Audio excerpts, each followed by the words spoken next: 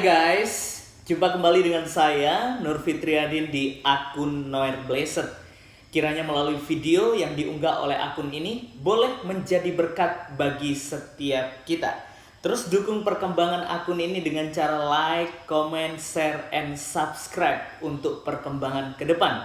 Dalam video kali ini kita akan membahas sebuah pernyataan dari mu'alaf Kainama ya, dan juga Ipung Atria, di mana ketika Ade Armando menyinggung bahwa dalam pembahasannya yang mengatakan bahwa Islam mengajarkan perang, dan beliau berdua ini kebakaran jenggot guys, mencari pembelaan-pembelaan, bahkan menuduh dalam kekristenan itu mengajarkan tentang pembunuhan juga ya guys, bahwa pembantaian juga di dalam kekristenan.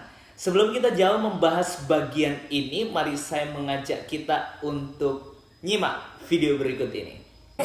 Ayolah, Ustadz boleh ketik? Ya. Dia bilang katanya Islam itu mengajarkan perang, tidak seperti Kristen yang udahlah. Tidak seperti Yesus. Tidak seperti Yesus. Yesus bawa damai. Bawa damai dan apa? Al-Quran itu mengajarkan perang. Coba lihat Yesus itu hanya damai saja. Kaediteos, pemirsa, engkau lihat bahwa ada orang yang mengaku Islam, kita nggak tahu.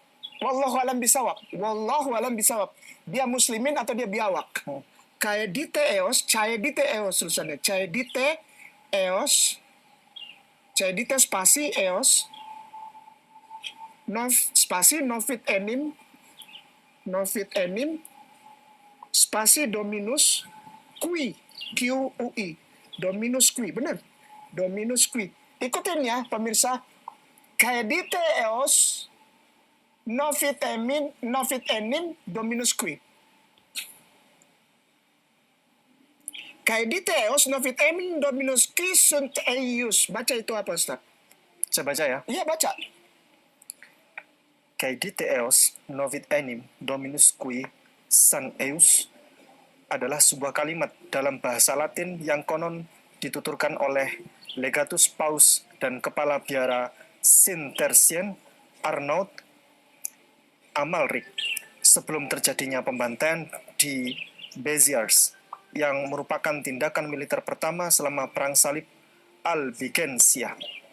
Terusin. Secara harfiah, kalimat ini berarti bunuh mereka, karena Tuhan tahu mereka yang merupakan miliknya. Terjemahan lain adalah bunuh mereka semua, biar Tuhan yang memilah mereka.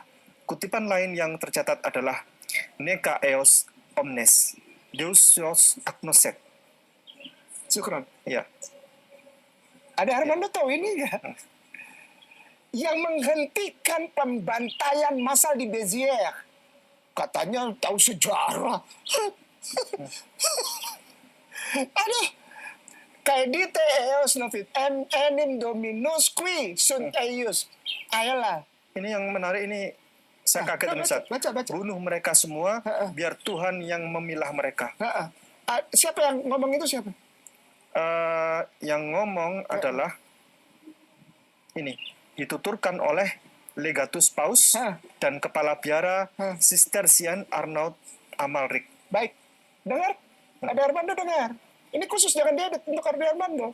Ya, kita sudah melihat bagaimana statement-statement konyol menurut saya pernyataan dari mu'alaf Kainama ini ya guys, dan juga Ipung Atria. Wah, bagi saya ini adalah pernyataan yang sungguh terlalu dan sangat tolol ya, yang tidak mempunyai dasar. Baik, sebenarnya apa sih yang diajarkan oleh Yesus Kristus kepada setiap kita semua, para pengikutnya? Ya, kita melihat apa yang dinyatakan oleh Kainama tadi ya guys, yang katanya mantan pendeta, terus beliau mu'alaf, sekolah di S1, S2, S3, SSS berapa ya guys. Dan juga menurut saya itu adalah bukan sebuah fakta, tetapi kehaluan belaka yang sekolahnya tidak ada ya setelah diselidiki. Baik ya, kita saya mengajak kita untuk berpikir bagaimana beliau-beliau ini memandang tentang kekristenan. Ya, saran saya jangan samakan ajaran agama Anda atau Anda memaksakan bagaimana cara pandang agama Anda dan juga itu masuk di dalam kekristenan. Ya, itu adalah suatu hal yang berbeda. Baik ya, saya mengajak kita apa sih yang diajarkan, memandang, melihat apa yang diajarkan Yesus kepada setiap kita.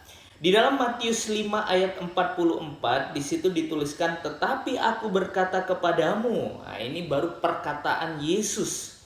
Kasihilah musuhmu dan berdoalah bagi mereka yang menganiaya kamu. Yesus mengajarkan untuk mengasihi musuh kita, bahkan mendoakan mereka. Itulah ajaran dalam kekristenan yang diajarkan oleh Yesus Kristus. Ya, ketika saya juga mengingat bagaimana Yesus ketika ditangkap, ya pada waktu itu ada salah seorang muridnya yang bernama Simon Petrus.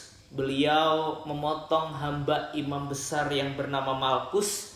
Lalu apa yang dilakukan oleh Yesus Kristus? Apakah beliau menyuruh untuk melawan mereka, berperang dengan mereka, atau ada hal lain yang menarik menjadi perhatian kita? Kita buka Alkitab kita di dalam Yohanes 18 ayat 10 sampai dengan ayat yang ke-11. Alkitab mencatat, lalu Simon Petrus yang membawa pedang menghunus pedang itu, menetakkannya kepada hamba imam besar dan memutuskan telinga kanannya. Nama hamba itu Malkus. Inilah yang dilakukan oleh Yesus Kristus di dalam ayat yang ke-11. Kata Yesus kepada Petrus, sarungkan pedangmu itu. Bukankah aku harus minum cawan yang diberikan Bapa kepadaku? Nah, ini ya guys, yang dilakukan oleh Yesus bukan mengajar murid-murid untuk membantai mereka, tetapi biarkanlah kehendak Tuhan yang terjadi atas setiap kehidupan mereka. Ini adalah suatu pengajaran bagi saya, pengajaran kasih yang besar yang dinyatakan kepada murid-muridnya waktu itu ketika Yesus hendak ditangkap. Ya, kalau kita memperhatikan apa data yang diajarkan oleh Kainama ini, sebenarnya saya ngakak ya guys untuk mendengar apa yang dinyatakan oleh beliau-beliau ini ya. Beliau memakai data dari bukan tokoh sentral ya, tokoh sentral di dalam Alkitab yaitu Yesus Kristus, tetapi di situ adalah paus ya yang dipakai pada masa kegelapan waktu itu, yaitu pernyataannya jelas tadi yang dibacakan oleh Ipung Atria ya, bahwa bukan Yesus yang berkata, tetapi paus itulah ya yang berkata untuk melakukan pembantaian atau membunuh mereka ya guys ya. Jadi jelas itu bukan ajaran Yesus. Ya, berbeda halnya apa yang dilakukan oleh Nabi Anda dan juga yang saat ini sedang dijelaskan oleh Ade Armando itu ya. Dan jangan samakan apa perspektif mereka dengan perspektif kekristenan itu tentunya. Nah, ketika Anda menilai kekristenan dari fakta atau berita yang sudah Anda sajikan itu, sama halnya ketika kami menilai bahwa ketika ada seorang ustadz yang mencabuli santri-santrinya, lalu kami menyimpulkan bahwa ajaran Anda itu mengajarkan tentang cabul, kan nggak mungkin guys. Tetapi kita melihat kepada sentral yaitu Yesus Kristus, bagaimana teladan, bagaimana ajarannya, bagaimana apa yang dikabarkan yaitu tentang keselamatan, tentang kasih dan lain sebagainya. Itulah seharusnya yang layak untuk Anda sajikan, bukan dari tokoh-tokoh yang sudah di zaman kegelapan itu ya guys, pada masa kegelapan itu. Jadi kalau Anda ingin menunjukkan fakta sejarah, mari belajarlah dari Alkitab ya, yaitu sumber kebenaran yang mutlak yang tidak pernah salah di dalamnya. Dan yang salah adalah orang-orang yang menafsirkan di dalamnya.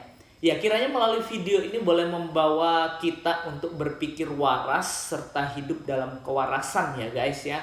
dan kita belajar untuk benar-benar mengimani apa yang sudah menjadi bagian dari kita.